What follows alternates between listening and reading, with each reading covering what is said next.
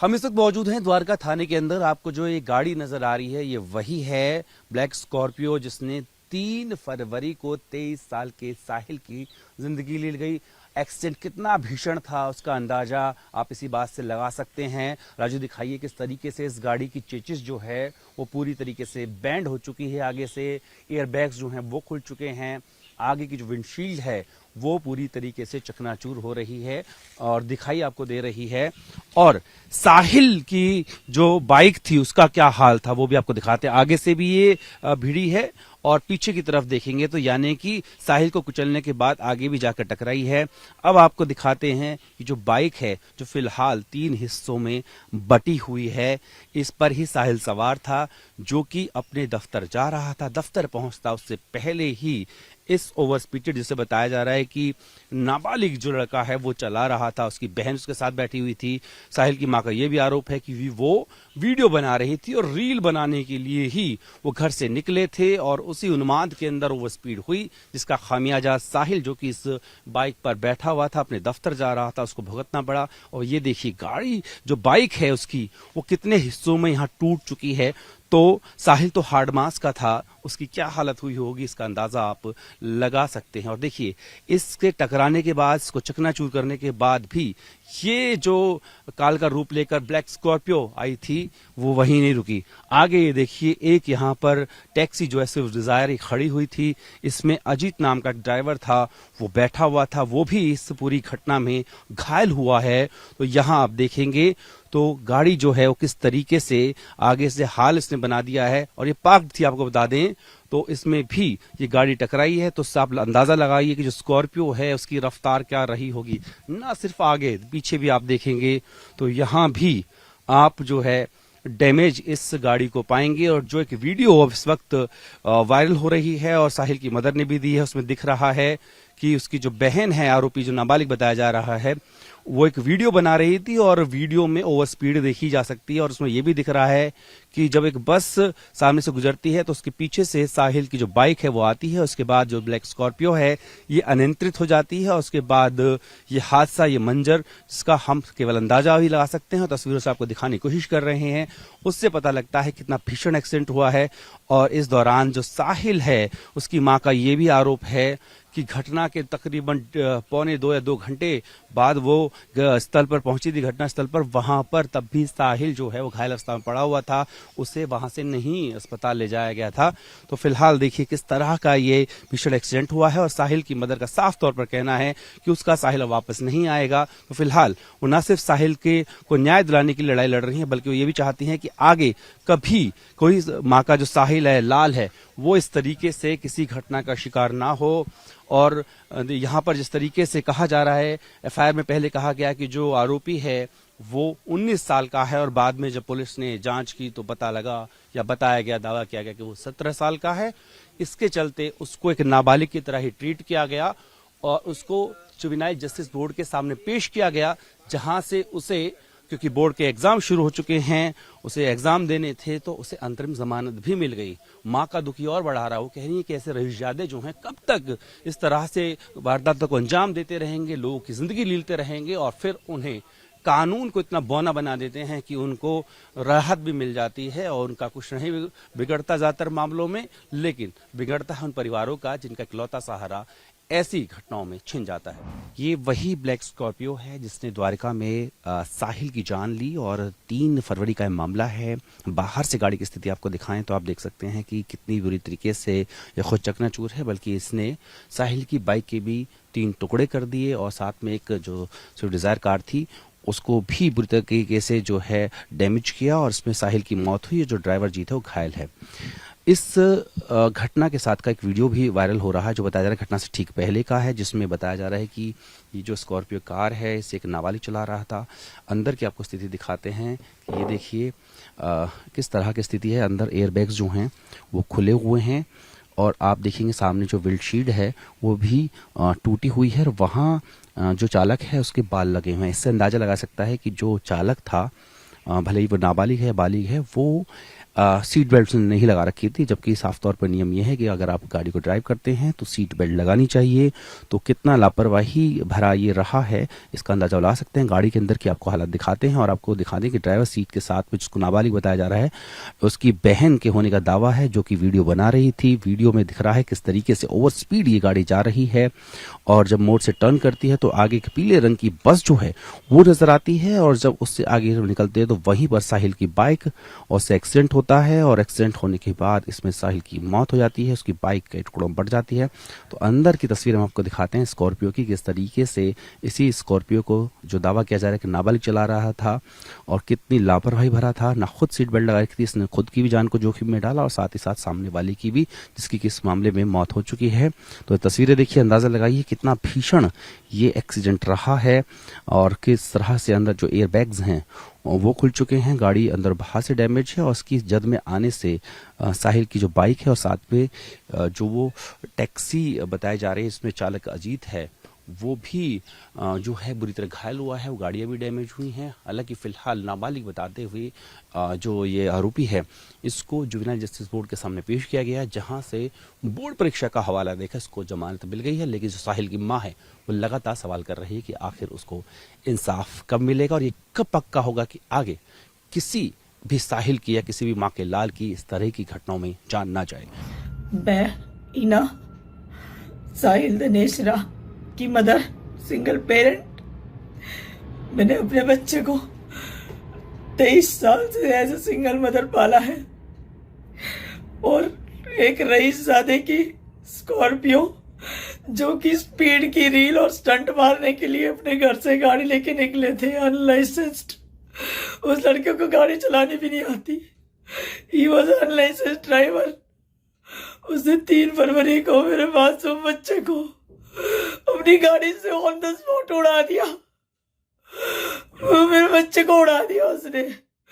I am a helpless mother alone. I request all media and people of Dwarka to come forward to help me, please. I request, I beg as a mother, please save your children. Please save your children and help me also. Please come forward. 3 फरवरी को द्वारका के sector 11 के Lal Bahadur Shastri institute के पास में एक भीषण हादसा हुआ जिसमें साहिल नाम के युवक की जान चली गई। इसी हादसे में एक शख्स और है हमारे साथ में जो कि उस टैक्सी के ड्राइवर हैं जो इस मामले में पीड़ित भी हैं और इस मामले के अभी तक के इकलौते गवाह हैं। अजीत जी, क्या हुआ, थोड़ा याद करके बताइए। सर, मैंने आवाज सी सुनी तो मैंने साइड शीशे में देखा। आपकी टैक्सी खड़ी हुई थी? हाँ, साइड में खड़ी थी। तो पीछे से स्कॉर्पियो आ रही थी, उसके नीचे बाइक फंसी हुई थी और स्कॉर्पियो की स्पीड इतनी थी कि मैं गाड़ी से उतर भी नहीं पाया। उसने मेरी गाड़ी में ठोकी, मेरी गाड़ी जाके आगे लगी बस में, बस भी सरक गई वहां से। फिर सर मैं तो एकदम तो उसमें हो गया। कितनी रही होगी आपके हिसाब से, जब बता रहे हो आपको उतरने का मौका भी नहीं मिला? सर स्पीड 80 से ऊपर ही थी। उसमें 100, 90 हो चाहे 110 हो, मतलब 80 से ऊपर ही थी। 100 से ऊपर भी हो सकती है, इतना बता रहे कि इतनी तेज टक्कर मारी। टक्कर इतनी तेज थी सर, एक बार तो मेरी भी समझ में नहीं आया कि भाई ये क्या हो गया। मतलब 2-3 सेकंड में ही उसने बिल्कुल ऐसा कर दिया। एक बार तो मेरे को ऐसा लगा जब बच्चों ने बाहर निकाला कि मेरे नीचे का हिस्सा ही नहीं है। आप कह रहे कि जब आपकी डिजायर को टक्कर मारी उससे पहले ही जो साहिल जो लड़का मारा उसकी बाइक उसके नीचे थी? नीचे ही देखी थी मैंने साइड शीशे से। और वो मेरी गाड़ी से 2 कदम पहले उस बाइक के 2 हिस्से होकर वो उछट गई थी ऊपर। अच्छा, टक्कर लगने के बाद ही? हाँ, मेरी गाड़ी पे भी उसके टुकड़े पड़े थे आके। मैं जब ही तो बता रहा हूँ, मेरे को तो संभलने का ही मौका नहीं दिया कि भाई उतर के भाग जाऊं। इतनी तेज टक्कर मारी उसने कि सर मेरे का तो बिल्कुल ही वो हो गया था। फिर वो मैं गाड़ी में ही पड़ा था, कुछ बच्चे थे वो कॉलेज के थे, एक वैसे राह चलते, उन्होंने मेरे को बाहर निकाला, शायद कॉलेज के ही थे, एक लड़की थी। उन्होंने फिर मेरे को साइड में बैठाया, फिर बताई कि अंकल एक बच्चा खत्म हो गया। तो मैंने सोचा वो कॉलेज का ही होगा, वो अपनी बाइक ऐसे निकाल रहा होगा और इसने टक्कर मार दी। फिर उन्होंने बताया कि वो लड़का ऐसे ऐसे बोल रहा है कि भाई हमारा कुछ ना हो, हम देख लेंगे। एक्सीडेंट के बाद जो ड्राइवर गाड़ी चला रहा था स्कॉर्पियो, कह रहा हमारा कुछ नहीं होगा। हाँ, वो बोल रहे थे बच्चे का अंकल वो तो ऐसे बोल रहा। तो जब तो मेरे को ऐसा कुछ था नहीं भाई, मेरे तो हालत ही ऐसी थी। फिर उन बच्चों ने मेरे को ई रिक्शा में बिठाया, इंदिरा गांधी हॉस्पिटल है सेक्टर 9 में, मेरे को उधर छोड़ के आए। फिर मेरे परिवार के गए। फिर करीब 1:30-2 बजे के करीब वो उस लड़के की परिवार के थे जो वो मिलने आए मेरे को हॉस्पिटल में। तो वो भी पूछ रहे थे मेरे को कि भाई ऐसे कैसे हो। माँ भाई ऐसे ऐसे हुआ था जो मैं आपको बता रहा हूँ। तो बोले अंकल आपको तो बहुत ज्यादा लगी है।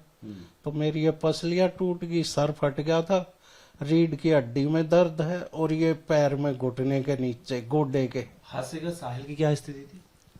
वो तो सर एक साइड में उधर ही पड़ा था बेचारा, खत्म था वो तो। ऑन द स्पॉट डेथ होगी। हाँ, वो तो वहीं, वो बोल रहे थे वहीं खत्म, वो तो पीछे ही पड़ा था। आप कह रहे हो उछला भी था काफी देर तक? देखो सर, उछलता देखा नहीं, रोड पे था। जब मेरे को बाहर निकाला तो नीचे था बेचारा। और उसकी बाइक है, आप कह रहे कितने मीटर तक घसीटा हुआ उसको? करीब करीब 100 मीटर इतना तो ले आया होगा सर। और फिर मेरी गाड़ी में मारी, मेरी लगी। पुलिस कितनी देर में आई वहां पे? सर मेरे को तो उन बच्चों ने बिठा के भिजवा दिया था, फिर मेरे बाद में ही आई होगी पुलिस। मैं जब तक वहां था 5-7 मिनट, जब तक तो पुलिस आई नहीं थी। क्योंकि किसी ने कॉल किया होगा तो 5-7-10 मिनट तो सर आने में लगी जा है।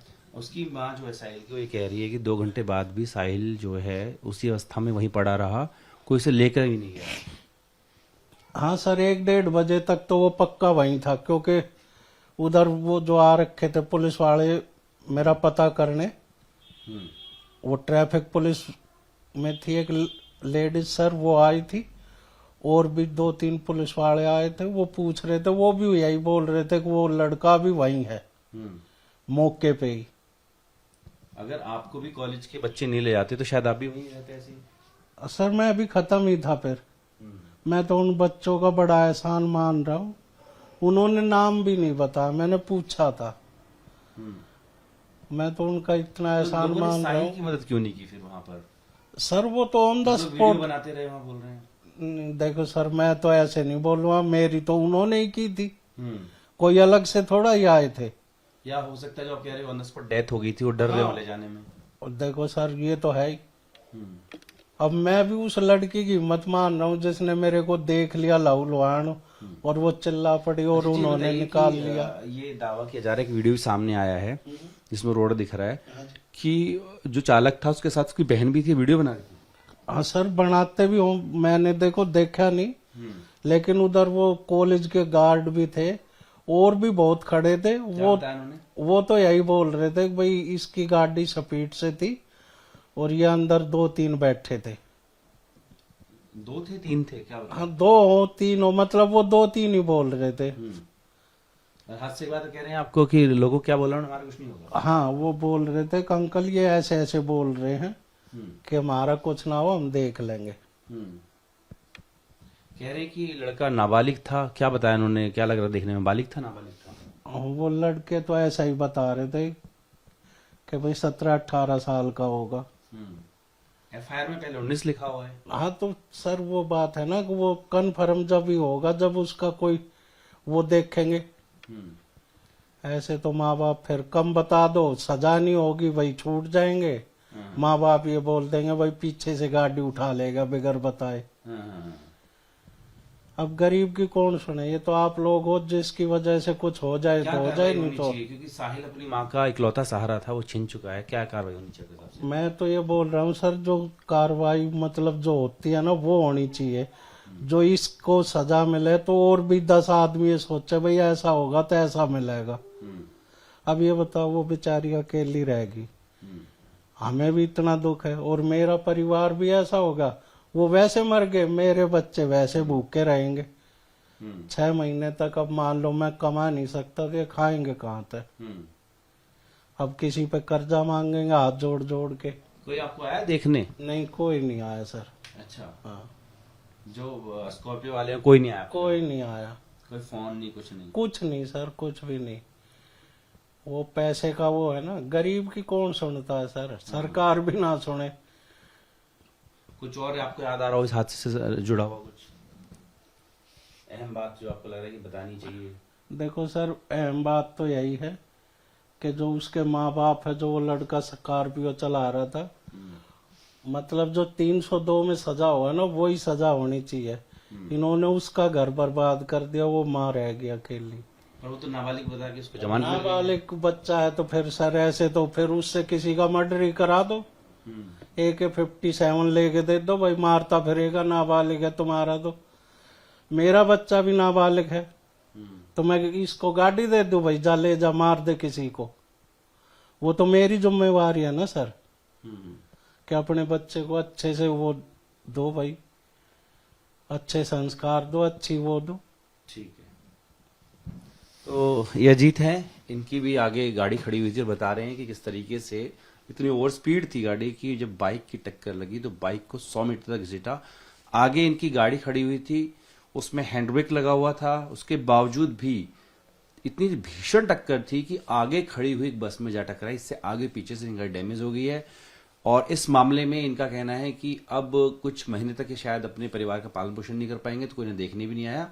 और इस मामले में जिस तरीके से साहिल की मौत हुई है, तो अजीत भी यही मांग कर रहे हैं जो साहिल की मां मांग कर रही थी कि मामले में कड़ी से कड़ी कार्रवाई हो।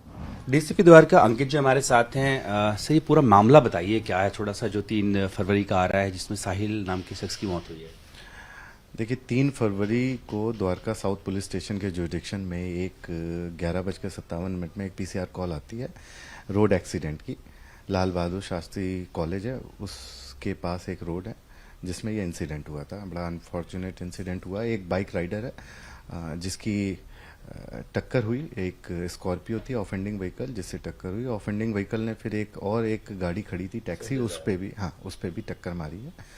और वहाँ पर इंसिडेंट के बाद PCR वैन पहुंची वहाँ पर, थाने का स्टाफ पहुंचा, ACP द्वारका थे, वो खुद पहुंचे वहाँ पर और वहाँ पर ही बच्चे की डेथ हो गई थी।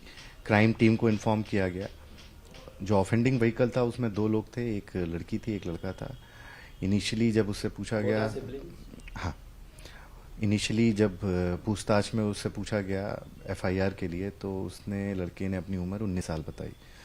इमीडिएटली पुलिस स्टेशन से IO ने केस रजिस्टर किया, क्राइम टीम अपना काम कर रही थी। उसके बाद उसके पेरेंट्स को डॉक्यूमेंट्स और सभी चीज़ों के लिए बुलाया गया। जब पेरेंट को बुलाया गया तो जब एज की वेरिफिकेशन की बात आई तो पता चला उसकी एज 17 साल कुछ महीने है।